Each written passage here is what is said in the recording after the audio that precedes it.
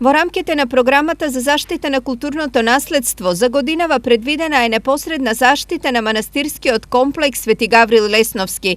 Стручните екипи на Националниот конзерваторски центар ќе изработат проект за детални конзерваторско-реставраторски истражувања на овој значаен манастирски комплекс, чија заштита се наметнува како приоритет поради децениската влага која представува сериозна закана за живописот и архитектурата на црквата.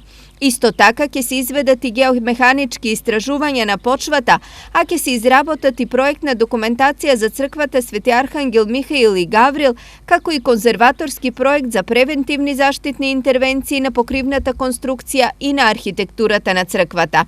Се предпоставува дека манастирскиот комплекс Свети Гаврил Лесновски е основан од Свети Гаврил Лесновски во 11 век.